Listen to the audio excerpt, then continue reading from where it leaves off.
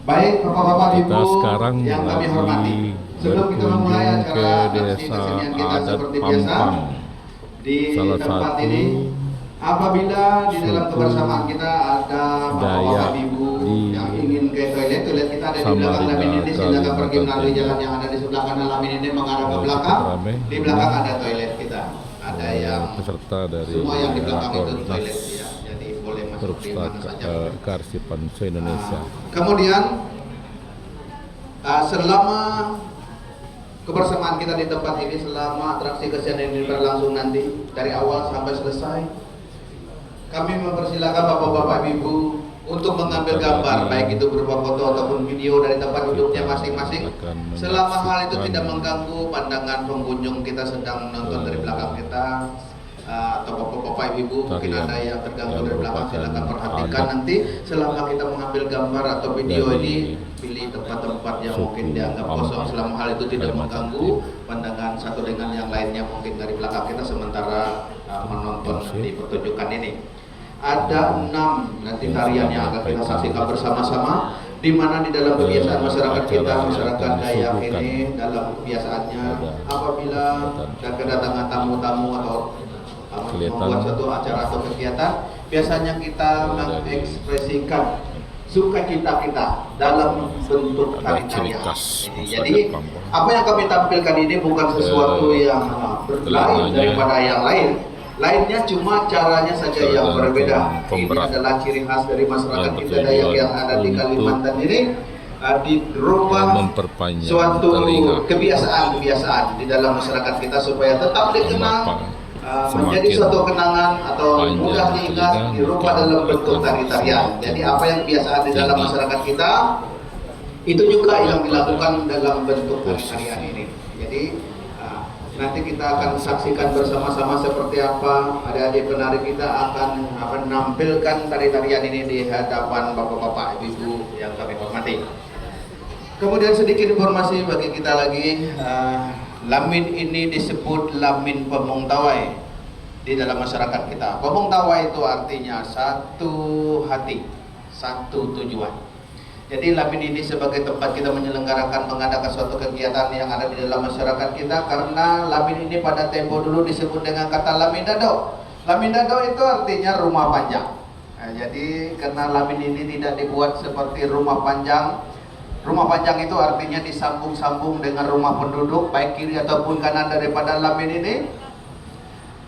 Tidak lagi kita membuat itu, karena di tempat ini kita terdiri dari berbagai macam suku. Jadi oleh sebab itu kita buat Lamin ini saja gambaran daripada rumah panjang pada tempo dulu, di mana gambarannya adalah yang di tengah itu besar atau tinggi, kemudian disambung dengan rumah-rumah penduduk kiri atau kanan yang lebih rendah daripada yang awal atau yang di tengah. Itu artinya bahwa di Lamin ini menggambarkan kehidupan kita di dalam masyarakat kita, bahwa di tengah-tengah masyarakat kita ada orang yang kita tuakan sebagai pemimpin di dalam masyarakat kita. Jadi yang disebut dengan ketua adat. Jadi mereka lah yang menempati rumah yang di tengah ini, sesuai dengan bentuk daripada Lamin ini. Ini tinggi, yang di tengah itu gambaran daripada kepemimpinan di dalam masyarakat kita. Kita di tengah-tengah masyarakat itu kita memilih seorang pemimpin yang disebut dengan ketua adat. Ya, itu biasanya ya. Di samping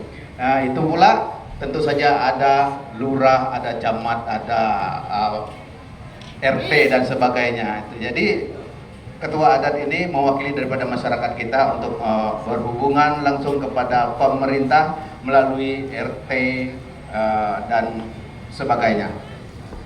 Kalau kami di Pampang ini disebut dengan Desa Wisata Budaya Pampang karena budaya atau wisata yang kami tawarkan atau yang kami tampilkan di tempat ini adalah bernuansa pedesaan. Oleh sebab itu disebut Desa Wisata Budaya Pampang. Jadi apabila kita sampai ke desa-desa, sampai ke pelosok-pelosok sana, di tempat ini juga menggambarkan hal-hal tersebut. Oleh sebab itu disebut desa wisata. karena kami di sini ini bukan desa sebenarnya, tapi kami adalah Kelurahan Budaya Pampang tempat ini. Desa itu sebagai gambaran daripada wisata yang kami tawarkan kepada masyarakat supaya nuansa pedesaan itu terasa di tempat ini. Itulah sebab disebut dengan Desa Wisata Budaya Pampang. Dan Pampang itu sendiri dari bahasa Dayak disebut dengan kata Pampang itu artinya adalah pinggiran sungai.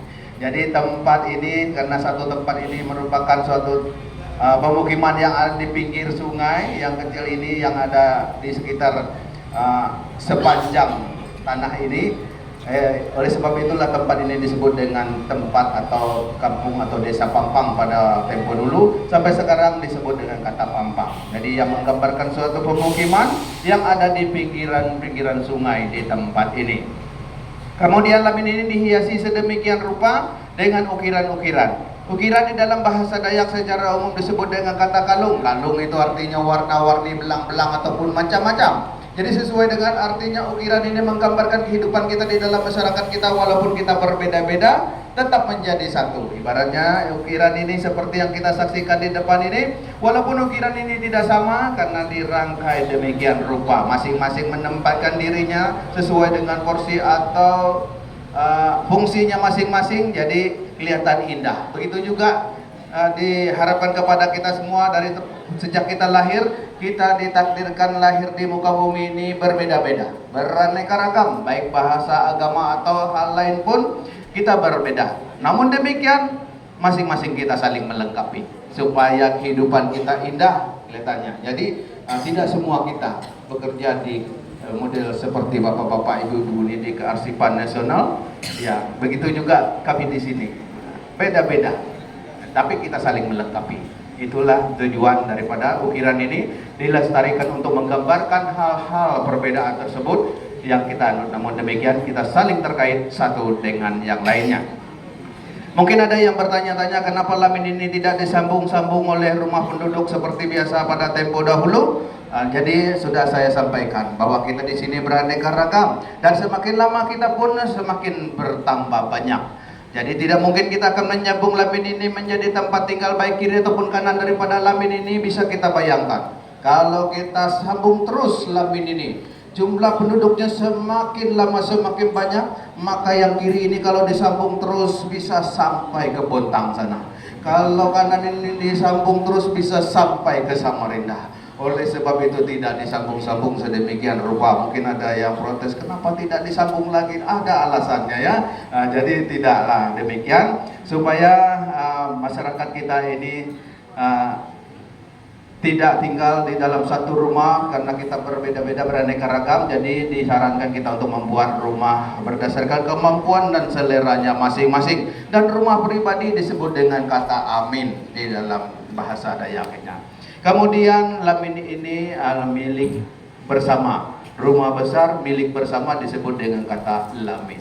Ya, itulah bedanya lamin dengan amin. Mungkin itulah hal sedikit, walaupun banyak sekali cerita dari tiangnya sampai ke atas atapnya sana. Banyak sekali cerita-cerita tentang lamin ini, tentang bagaimana kita hidup di dalam masyarakat kita dengan orang lain dan di seluruh muka bumi ini. Semuanya diceritakan di dalam lamin ini, dari bawah semua ukirannya sampai ke atas atap. Jadi saya tidak bercerita itu kepada kita panjang lebar, karena kalau saya bercerita semuanya bisa ini, kalau ini hari Rabu bisa hari Jumat nanti baru selesai. Oleh sebab itu keenam tarian ini nanti apabila kami menyebut kata kanjat, kanjat itu artinya tari-tarian, dan setiap penampilan daripada tarian ini nanti kami akan beri narasi supaya kita mengenal apa nama tarian tersebut dan apa tujuan daripada tarian.